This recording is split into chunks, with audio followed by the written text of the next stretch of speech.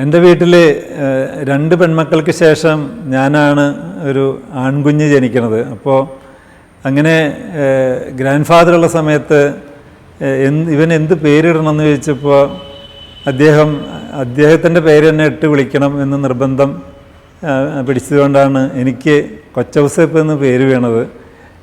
അന്നും ഇന്നും അതൊരു പഴയ പേരാണ്. പക്ഷേ അതിനകത്തൊരു എനിക്കൊരു ഭാഗ്യമുള്ളത് ഈ ഒരു പേരുള്ള ഒരാൾ കേരളത്തിൽ ഞാൻ മാത്രമേ ഉള്ളൂ എന്ന് തോന്നുന്നു.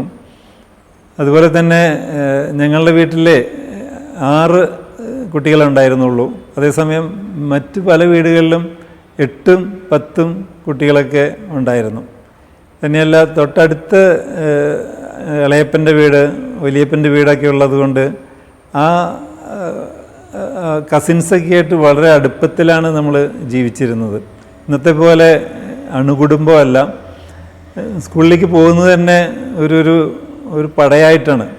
ആദ്യം ഇളയപ്പൻ്റെ വീട്ടിലുള്ളവർ വന്നിട്ട് ഞങ്ങളെ വിളിക്കും, ഞങ്ങളെല്ലാവരും കൂടി അടുത്ത വീട്ടിൽ പോവും, അവിടെയുള്ളവരും കൂടി അങ്ങനെ ഒരു 10-20 പേര് ഗ്രൂപ്പായിട്ടാണ് സ്കൂളിൽ പോകുന്നത്. അപ്പോൾ അങ്ങനെ ഒരു കൂട്ടായ്മയുടെ ഗുണം ഉണ്ടതെന്ന് വെച്ചാൽ സ്കൂളിലൊക്കെ ചെന്ന് കഴിഞ്ഞാൽ അവിടെ എന്തെങ്കിലും കുസൃതി കാണിച്ചാൽ ന്യൂസ് അപ്പോൾ വീട്ടിലെത്തും. കാരണം അത്രയും കസിൻസും അത്രയും ആളുകളും അപ്പോൾ വീട്ടിൽ റിപ്പോർട്ട് ചെയ്യും.